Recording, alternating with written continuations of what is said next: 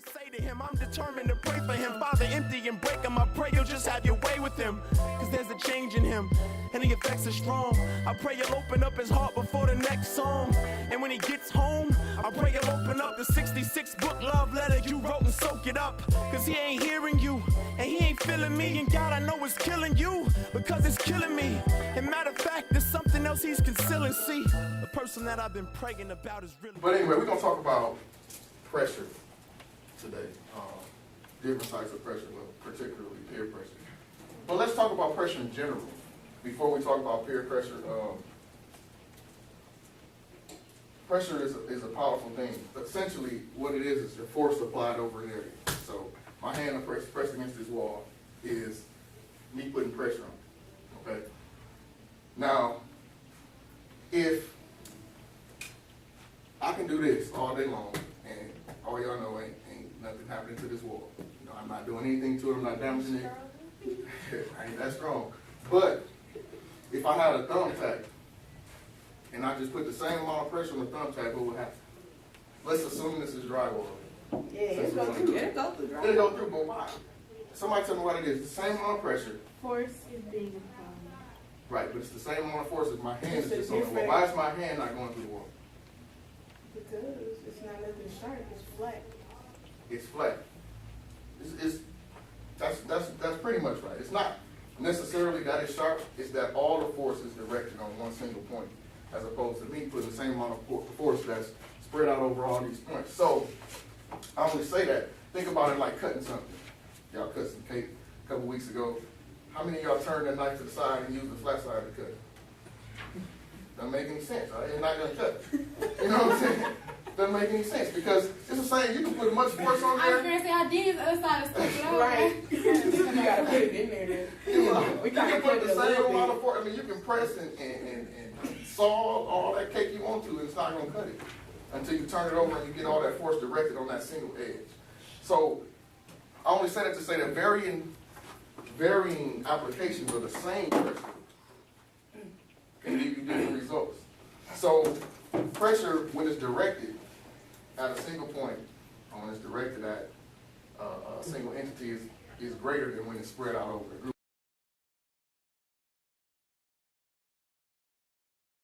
Okay, so I don't know if it really makes sense. You know how like when kids get picked on, and then it's like they get picked on for so long, and then all of a sudden they're like, boom, explode. And they like retaliate by like other people. Right. But that ties back into what we talked about. You remember when we talked about anger? When we talked about anger, and I brought this aerosol can in, and I told you, I'm talking to you about a release valve.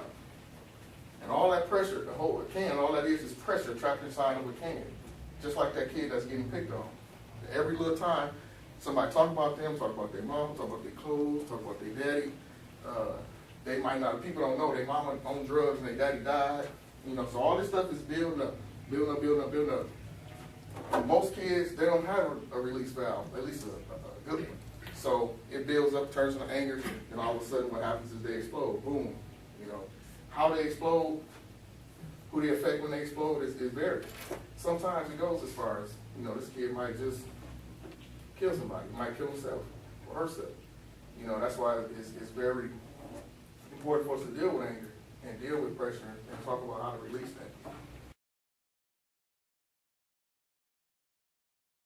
But how pressure is defined in general, we're talking about general pressure in the real world, is a compelling or constraining influence such as a moral force on the mind or will. So pressure mentally is a force.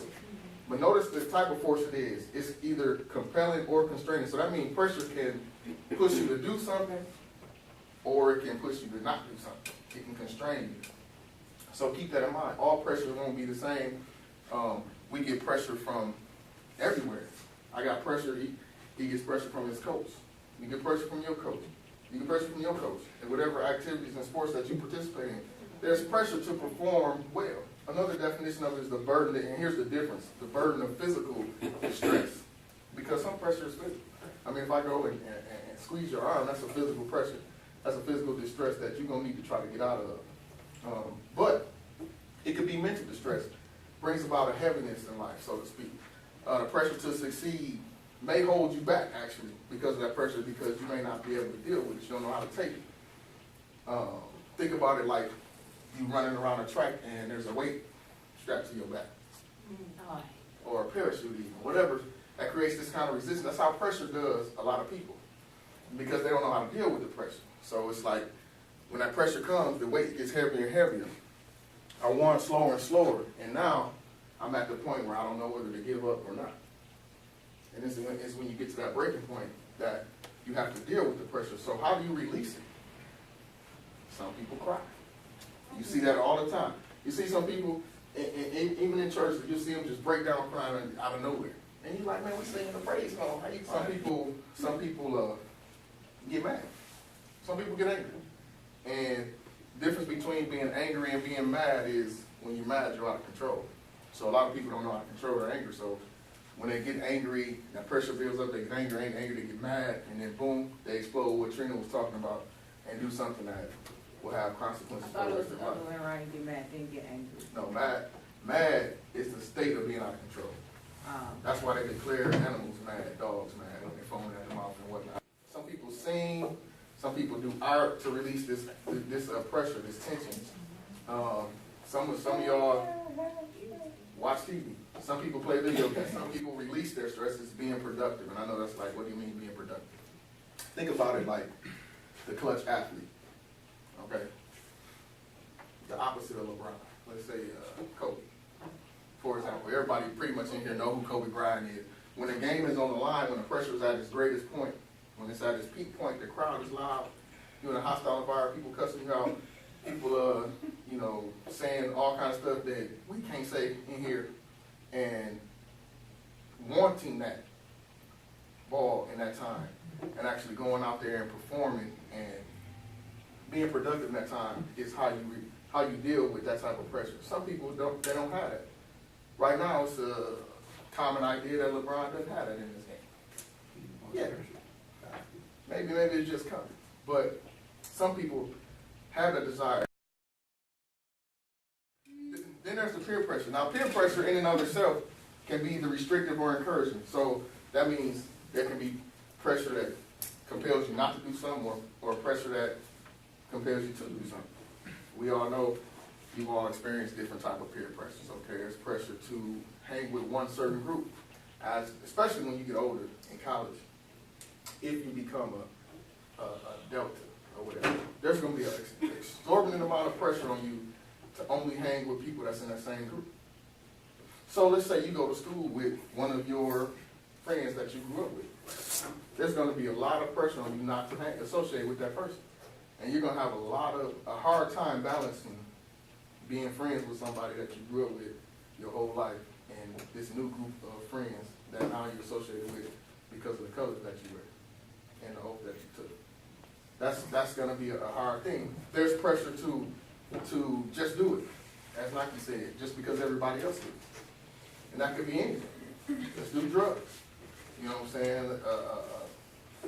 Premarital sex. It could be anything. The Bible says in 1 Corinthians 15:33, be not deceived. Evil communications corrupt good manners. So the people that you hang with, the pressure that they put on can get to you if you continuously be around them. Doesn't make a lot of sense. I mean, when you think about it, if somebody is pressuring you or something is pressuring you to continuously go around it, doesn't really make a lot of sense if you can avoid it. You can't stop going to school. Well, you can, but that wouldn't be the right thing to do. We're not advocating that. But you can do a lot of things to avoid it. Peer pressure will force you to make some tough choices. Now, we're going to talk about the difference between choices and decisions. The way I would put it is, a choice is something you make at the time for that situation. A decision is something you make that rules out all other choices. Okay, once you decide, make a decision, you don't have, in your mind, there is no other options. Choices leave room for other options. So when you have peer pressure, you need to start making decisions. We need to stop making choices and make decisions, because the next time, think about peer pressure, think about your peers, A lot of times they're not really your friends, so they'll come back again with that same pressure, even though you made a choice not to participate that time. That same pressure. I remember my roommate, my first roommate in college was when I was a freshman. He smoked weed. You know, we went to high school together. For 4 years. I had no idea. That he did it. But when you live with somebody, you get to learn a lot of stuff about them that you had no idea. And, you know, if you've been in a college dorm, the rooms is that big. I can't just go over here and not know he's smoking in the other side of the room, you know.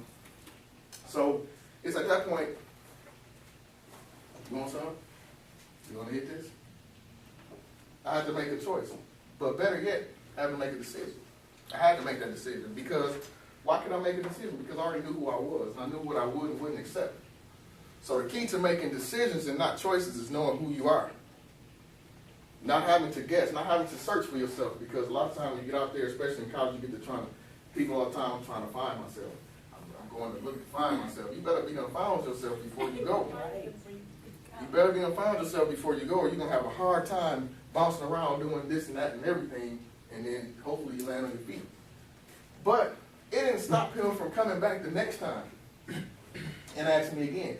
It wasn't until, and this even got worse, my freshman year, and then as I got to my junior year, I became close to a couple of football players on the team, and college athletes are a little different. You know, they're, at a big college like I went to, they're kind of separated. They're kings, if you will, of the college. You know, they can pretty much do what they want to do, get away with a lot of stuff we can't get away with. But a lot of these college football players, they big, and they drink a lot. And so then it became more pressure to do that. Come on, you can have something just a little bit. It wasn't until I had to go through that 3-4 times, and then it was like, they didn't ask me anymore. Because it was, at that point they realized this was a decision, not a choice. He's just not going to do it. So then they start telling other people, don't even ask him, you're not going to do it. You know what I'm saying? So we have to start making decisions and not choices. We're going to get pressure. You're going to get pressure from inside that sanctuary. Believe it or not. There's pressure. I can tell you right now, I'm 33 years old. There's pressure on me from inside that sanctuary because I'm not married. That's just how church is. People expect people to get married early on in church. You don't get pressure on stuff you should be doing in their mind to get married, stuff you shouldn't do. Pressure doesn't have to come from a bad source. It can come from a good. I talk about pressure with a coach. Being a coach, I know I'm putting pressure on players when I put them out there. And my best players get the most pressure. So the pressure doesn't necessarily have to be from a bad place, but it's still pressure. And so you still have to learn how to handle that pressure. Okay, so how do you handle it? How do you begin to handle pressure? Well, first thing you do is you eliminate as many unnecessary situations that are pressure filled as you can. So here I am, this guy that don't smoke and don't drink in college, and never have. So why would I keep going to these parties where they smoking and drinking? If I know that it's going to be there, and I know that the group of people that I'm associating with is partaking in it, why would I keep going? It doesn't make a lot of sense to me. So I can tell you the number. I spent 3.5 years in University of Michigan Ann Arbor, and I can tell you the number of parties I went to on one hand. Because it didn't make sense. And most of them was my freshman year before I figured out that it didn't make sense to keep going back. And then I went to a couple later on because I knew these guys. I had to make sure that they got home safe. Because I just know, I knew how they work. But why would you keep going? So don't go into the weed head house if you know that's what he's doing. Why would you go?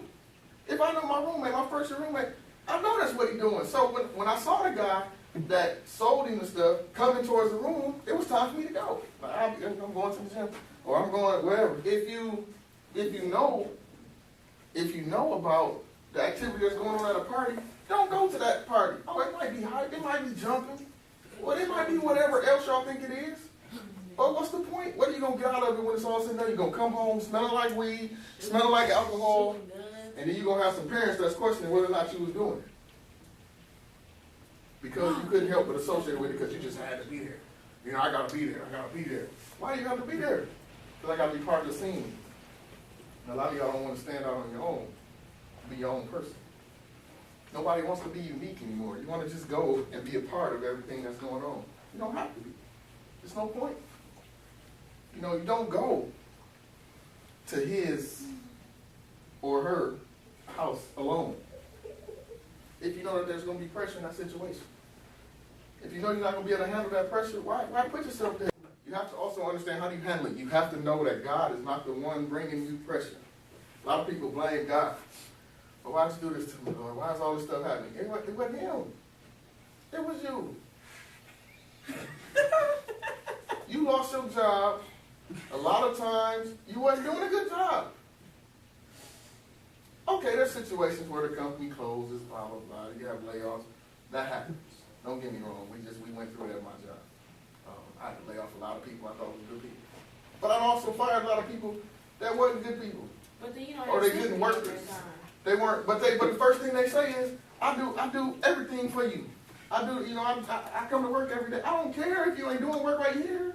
What difference do it make? I'm paying you to not do nothing.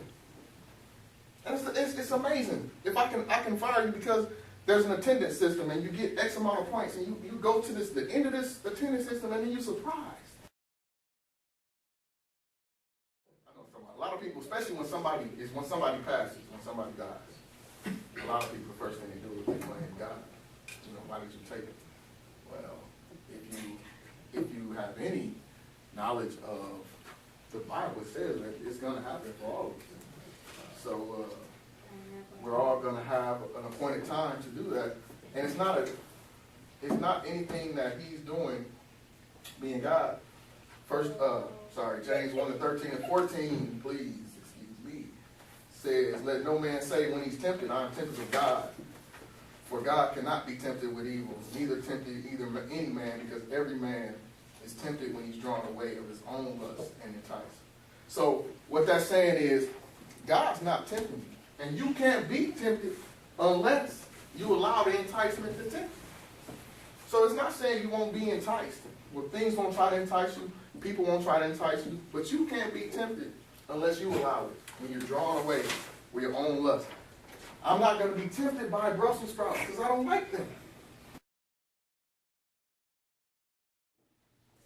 Anything.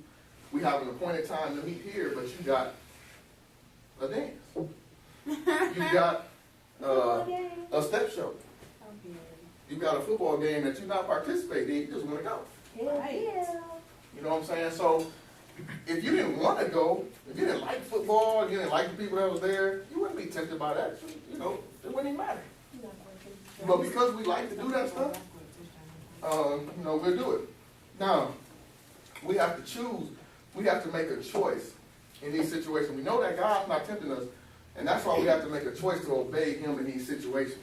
Okay? If we didn't have a choice to make, there'd be no such thing as free will, and then the Bible wouldn't mean anything. You know, it sounds crazy, but the Bible would be null and void if we didn't have free will.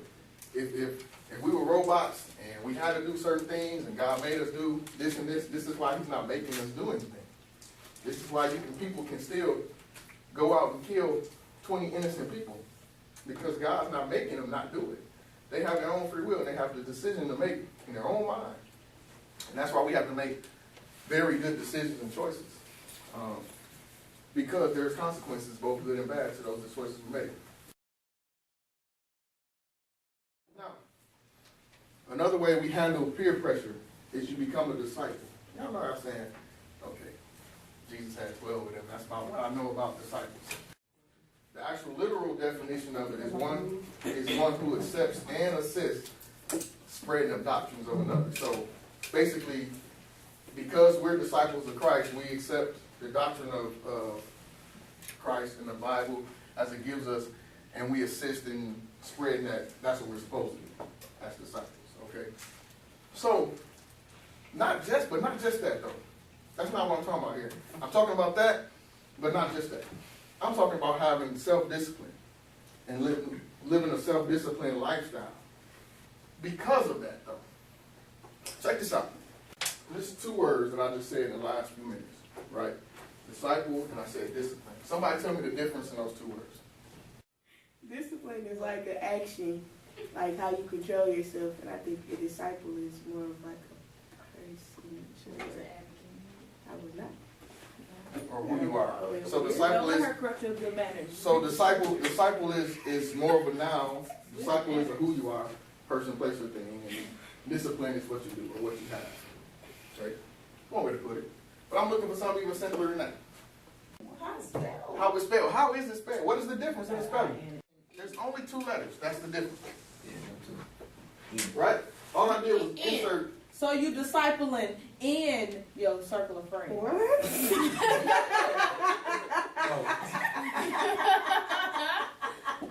Okay. She going on the right path though. The only difference in this words is the I-N. So the only way, if you think about it, the only way to become a true disciple is to have a discipline in the disciple. So she's on the right path. That's the only way. You think about it, it sounds simple. But discipline is a hard thing. It's not always easy. It's not always easy to, you see people trying to lose weight. It takes discipline. How many times have you heard about failure? Diet failures, all these workout plans that fail because it takes discipline. Ultimately, you can lose weight in a whole bunch of different ways, but if you have no discipline, you're not going to lose it. It takes discipline to be great at a sport or an activity. Don't start. 2 years ago, a year and a half ago, how many colleges called you, Jade? Your freshman year in high school, how many colleges did you get calls from?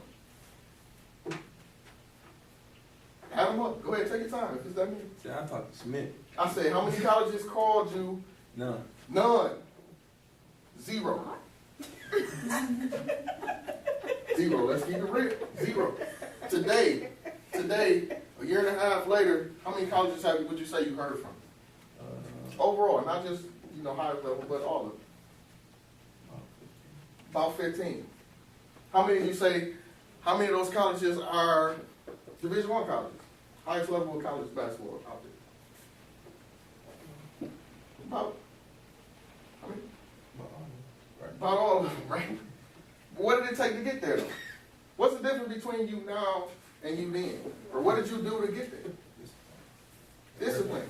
Discipline. You became a disciple of that sport, which means you were one who accepted and assisted in spreading the doctrine of basketball.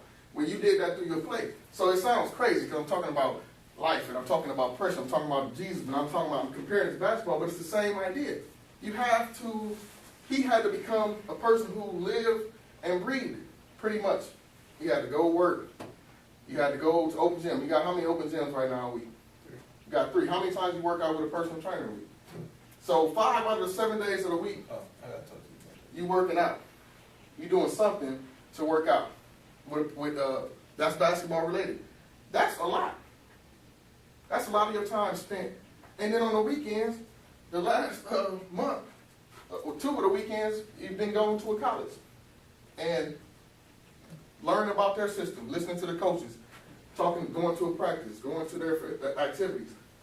You had to become a disciple. The only way for you to deal with the pressure of being a better basketball player is you had to become a disciple. The only way for you to become a disciple is you had to put the discipline inside you. That's the only way for us to deal with peer pressure successfully. And it's not always easy. It's not always easy.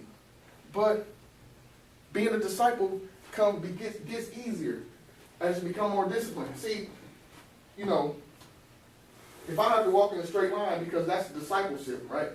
Discipleship, you're supposed to be doing the same thing all the time. So if I walk in a straight line, it might not. When you first start doing this, if anybody has ever done gymnastics and been on a balance beam, it's not easy. So you're gonna have times where you're stumbling and falling in the beginning. That line gonna get crooked. That line you're gonna veer off to the left, you're gonna run into this wall. Okay? And that's when hopefully you got real friends. You got real friends. Come up here, JD. You got real friends to help you out. Because as you're walking down this road, and I start stumbling, I need my friend that I can brace myself on and can get me back upright. I need my friend that's going to then walk with me because he see me struggling. And I'm gonna get right. He's struggling. He's struggling. But see, then pretty soon I don't need him anymore. I don't need him to stay walking straight. That's not gonna say I don't never need him, because I might be walking straight. I might be doing good. And then something come from my past and it knocked me down. And all of a sudden I'm struggling again. And that's when I'm gonna call out to my friend, hey friend, I need you. Run. I need you, friend. I need you. And a real friend, this is the problem. Most of y'all don't have real friends. A real friend is gonna come running because he don't want to see you fall. Right? Not calling on you. Now, the thing about it is once my discipline gets straight, and once I'm doing good, now I'm straight. Now I'm walking. Now I'm good. Yeah, I lost a friend. I lost a friend now. Once my walk gets good, and now I'm steady, now I'm gonna be able to help somebody else. This is why you don't try to help somebody be steady when you're not steady. You know, it's the whole principle of the blind leading the blind. Where is that gonna get you? In the ditch. That's gonna get you in the ditch. You got that right. Matthew 7:14. I mentioned this, and I want to bring it up again because this is a different version. But the gate is narrow. Listen to what it said. This is what's in the Amplified Bible. I didn't add anything to it.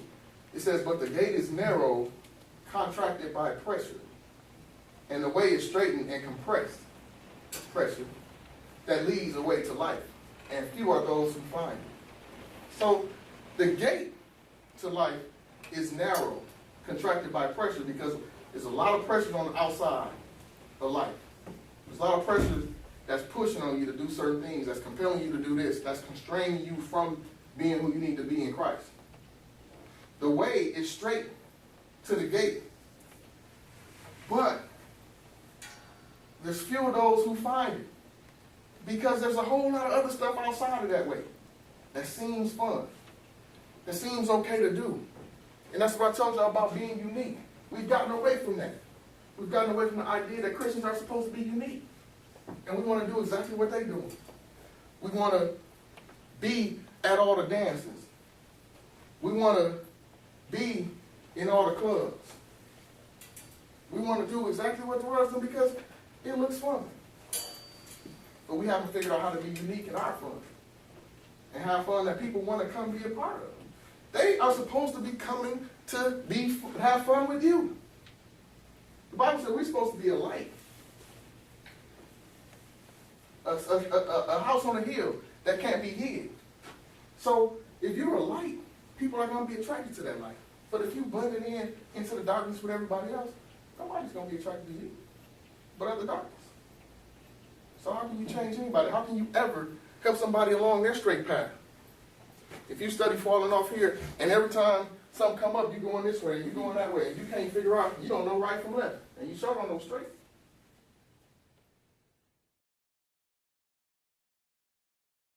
You got to find real friends, as I demonstrated with JD there, that will assist you in that walk. Because you're going to have them friends that's in your ear, you know, y'all, especially, I got to say it, especially y'all women friends, female friends. There's always somebody in your ear telling you what to do with this boy, what not to do with this boy, he ain't no good. And it's always the ones that don't got no boy. But you got to figure out, okay, I got friends, I got my inner circle of friends, and then I got associates. You have to learn the difference between that. You have to learn the difference between that. Your inner circle of friends should be getting smaller and smaller as you learn who people are. As you learn, well, you can't get no smaller than that. Don't go to zero. But your group of associates is going to grow. Think about it. Think about it. Your group of associates is going to grow and grow as you get older. as you get older, because you're going to get into the business world, and you're going to meet a whole bunch of more people. You're going to get into the sports field, and you're going to meet a bunch more people. You're going to get on the job. You're going to meet a bunch more people that may be able to assist you in getting a better promotion, to get a better job. You go to college, you meet a lot more people. You meet these teachers, and you meet these students, and your group of associates gets large. And sometimes we get confused and we think those are friends until you try to call them. And you figure out how. I thought when I went to University of Michigan, Ann Arbor, I thought they cared. Until my granddaddy died. And I needed some help from my teachers and I couldn't get it. I said, I gotta go. My granddaddy died. Teacher said, you taking a test. I know that, but I gotta go. This is my final exam. I got an A in this class. I gotta go. The finals did not come down. I gotta go. What am I supposed to do? Teacher, I've already taken this test early. Yeah. Can I come back and take it? No. I had 6 classes, 5 out of the 6 classes. In college? I couldn't get no help In college? in college. Why? Why don't you just 5 out of the 6 classes, I couldn't get no help. One teacher returned my call and said, take all the time you need. Matter of fact, I'll give you an incomplete for the semester, and when you turn the work in, we'll put the grade in. But I thought, because I was naive, I thought that those colleges cared about me. I thought they did. I thought my professors wanted me to do well. And I had to find out that these aren't my friends. These are associates. And it hurt. It hurt the hard way. When I saw my report card, it really hurt. It really hurt. And I'm thinking, man, all I'm going through. And that was essentially why I left. That was the reason why I ended up leaving University of Michigan Ann Arbor and coming back to University of Michigan Flint. Now, don't get me wrong, every college is not like that. There are some colleges that are a little smaller. They have a nice hometown feel, and the professors actually do care about whether you succeed or fail. This wasn't that case there, and I didn't know that. So this dream I had, this pipe dream in my head, I had going to University of Michigan and doing all this and getting all this support. This wasn't reality. I found out the hard way. Hard on pressure, but I'm going to tell you about some good pressure. You got to understand that pressure must exist. It has to be there to show greatness. Diamonds, a lot of people like diamonds, male and female. Diamonds are created in high pressure, high temperature environments. If there's no pressure, you can't create a diamond. Why diamonds are revered for their properties. They're some of the hardest material out there. That's why diamond, if you know you got a real diamond, it'll cut glass because it's some of the hardest material out there. That pressure is what does that. It basically, again, without giving you a scientific explanation, but the bonds between the elements in the diamond, the pressure makes them tighter. It squeezes the bonds together, and that's what makes it so hard and makes it so strong. It must exist to show greatness, but not just our greatness. Not just our greatness, but God's greatness, right? Let's not get too far. James 1, 2, and 4 says, my brother, encountered all joy when you fall into various trials or pressure, knowing that the testing of your faith produces patience. But let patience have its perfect work, that you may be perfect and complete, lacking nothing. So what does that say? That says, I need the pressure, I need the trial so that I can be complete. I have to understand that I have to count it all joy. The Wine sang a song a long time ago called Count It All Joy when you're dealing with things that you think you can't handle. Because as God brings you through those things, and he'll show you more and more that you can handle. And he'll show you who he is through those various trials and pressures. So we have to take pressure for what it is. We don't put ourselves in vicarious positions to deal with it. But when it's there, we understand that it's there just to prove how good God is and how we can operate through him and not have to deal with that.